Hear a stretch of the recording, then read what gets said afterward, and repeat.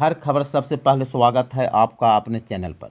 दिन की बड़ी खबर हम बताएंगे शाम के 7:30 पर। देश और विदेश की, कुछ खेल की और व्यापार की। तो चलिए शुरू करते हैं। समाचार रेडियो की तरह रहेगा।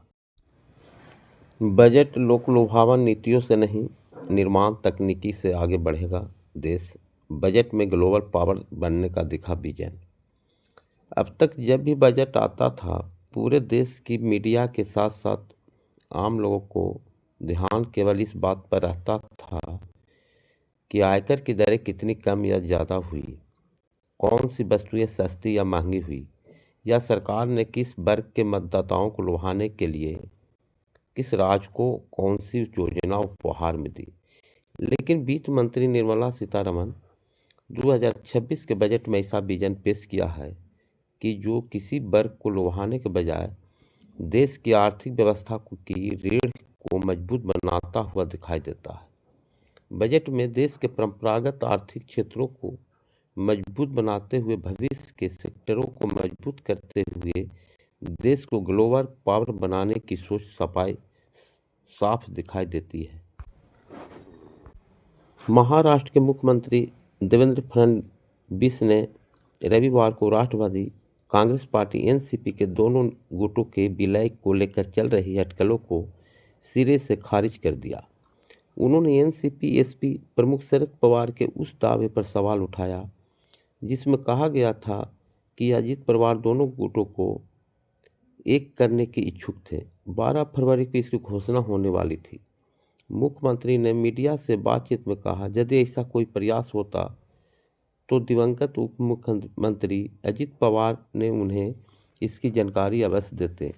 उन्होंने यह भी स्पष्ट किया कि एनसीपी के कार्यकारी अध्यक्ष प्रफुल्ल पटेल को पार्टी के राष्ट्रीय अध्यक्ष बनाए जाने की खबरें पूरी तरह अफवाह है। वित्त मंत्री निर्मला सीतारमण ने रविवार को 2026-27 का बजट पेश किया। इस बजट पर पश्चिम बंगाल की मुख्यमंत्री ममता बनर्जी ने अपनी प्रतिक्रिया दी। उन्होंने रविवार को 2026-27 के केंद्रीय बजट को दिशाहीन और दूरदृष्टिहीन बताया। इसके साथ ही दावा किया कि इसमें आम आदमी उनके राज्य के लिए कुछ भी नहीं है। संत रविदास जयंती, पीएम मोदी ने दी श्रद्धांजलि। प्रधानमंत्री नरेंद्र मोदी ने संत रविदास की जयंती पर उन्होंने श्रद्धांजलि अर्पित की है। पीएम मोदी ने एक्स पर पोस्ट कर कहा कि संत रविदास के न्याय और करुणा पर आधारित विचार उनकी सरकार की कल्याणकारी योजनाओं का मूल आधार है। उन्होंने लिखा, मानवता के अन्य उपासक महान संत श्री गुरु रविदास महाराज जी की उनकी जन्म जयंती पर अनंत नमन। प्रधानमंत्री ने कहा, सामाजिक सद्भाव और सद्भावना का जो दीपक उन्होंने जलाया वह देशवासियों का मार्ग हमेशा रोशन करता रहेगा। पीएम मोदी इस मौके पर रविदासिया समुदाय के पूजनीय स्थल डेरा सचखंड बल्ला का दौरा भी कर रहे हैं। ईरान के सर्वोच्च नेता आयातुल्ला अली खामेनी ने रविवार को चेतावनी दी कि अमेरिका की ओर से किया गया कोई भी हमला मध्य पूर्व में क्षेत्रीय युद्ध को जन्म देगा। अमेरिकी राष्ट्रपति डोनाल्ड ट्रंप ने इस्लामी गणराज्य पर सैन्य हमला करने की धमकी दी है, जिस पर खामेनी के बयान से तनाव बढ़ गया है। अयातुल्ला अली खामेनी की ये टिप्पणियां अब तक की उनकी सबसे सीधी धमकी है, क्योंकि विमान वाहक पोत यूएस अब्राहम लिंकन और उससे जुड़े अमेरिकी युद्धपोत अरब सागर में तैनात हैं। गौरतलब है कि ट्रंप ने ईरान में विरोध प्रदर्शन पर कई दमनात्मक कार्रवाई के बाद जंगी बेड़े को भेजा था। राष्ट्रपति डोनाल्ड ट्रंप ने गृह सुरक्षा विभाग डीएचएस को आदेश दिया है कि वह डेमोक्रेट शासित शहरों में विरोध प्रदर्शन में तब तक हस्तक्षेप न करें जब तक वे संघीय सहायता न मांगे। यह निर्देश मिनियापोलिस शहर में संघीय एजेंटों की कार्रवाई के दौरान 2 लोगों की मौत के बाद हफ्तों से चल रहे विरोध प्रदर्शन के बाद किया गया है। करीब 4 साल से चल रहे रूस यूक्रेन युद्ध में पहली बार साफ संकेत मिल रहे हैं कि बातचीत के जरिए समाधान निकल सकता है। दरअसल अमेरिकी विशेष दूत और रूसी प्रतिनिधि के बीच फ्लोरिडा में सकारात्मक बातचीत हुई है। अब आने वाले दिनों में यह साफ होगा कि ये कूटनीतिक प्रयास युद्ध रोकने में कितने सफल होते हैं। भारत वेनेजुएला से तेल खरीदेगा। अमेरिका के वेनेजुएला तेल भंडार पर नियंत्रण के बाद अब भारत बड़ी डील करने जा रहा है। अमेरिकी राष्ट्रपति डोनाल्ड ट्रंप ने अपने बयान में कहा कि भारत वेनेजुएला का तेल खरीदेगा। समझौते की रूपरेखा तैयार कर ली गई है।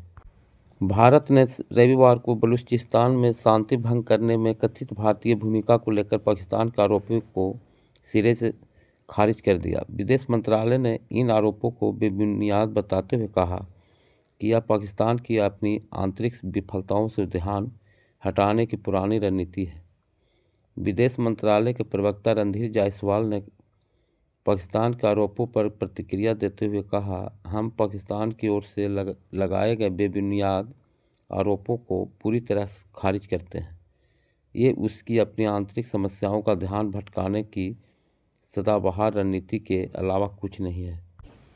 बिहार सरकार ने अपनी महत्वाकांक्षी 7 निश्चय योजना के अंतर्गत संचालित बिहार स्टूडेंट क्रेडिट कार्ड योजना के नियमों में बड़ा बदलाव किया है।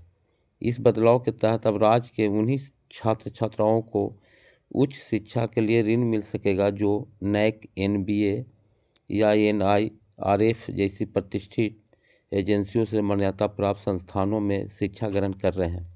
बिहार सरकार ने स्पष्ट किया है कि जिन संस्थानों के पास ये मूल्यांकन प्रमाण पत्र नहीं होंगे, उनके छात्रों के लिए आगामी शैक्षणिक सत्र 2026-27 से लोन के रास्ते पूरी तरह बंद हो जाएंगे। वित्त मंत्री निर्मला सीतारमण ने रविवार को 2026-27 को वित्तीय वर्ष का बजट पेश किया। आधिकारिक प्रेस सूचना ब्यूरो PIB के बजट 2026 भाषण के वीडियो के अनुसार सीतारमण का बजट भाषण लगभग 85 मिनट यानी 1 घंटा 25 मिनट का रहा, जो पिछली बार के मुकाबले थोड़ा बड़ा है। वित्त मंत्री ने गुरु रविदास के स्मरण और माघ पूर्णिमा के पावन अवसर पर उल्लेख से बजट भाषण की शुरुआत की। इस बार बजट भाषण के दौरान वित्त मंत्री बेहद ही गंभीर रही और किसी तरह की कविता या शायरी को पढ़ने से बचती नजर आई। केंद्रीय वित्त मंत्री सीतारमण ने वर्ष 2026-27 के लिए आम बजट पेश किया। उन्होंने लगातार अपना 9वां बजट पेश किया है। मोटर वाहन उद्योग को बजट से काफ़ी उम्मीदें थी, खासकर इलेक्ट्रिक वाहन EV निर्माणदाताओं को कुछ खास रियायतों की उम्मीद थी।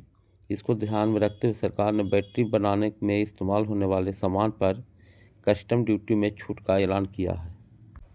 बिहार के मोतिहारी से लगे भारत नेपाल सीमावर्ती क्षेत्र से जाली नोटों के एक बड़े तस्करी रैकेट का पुलिस ने पर्दाफाश किया।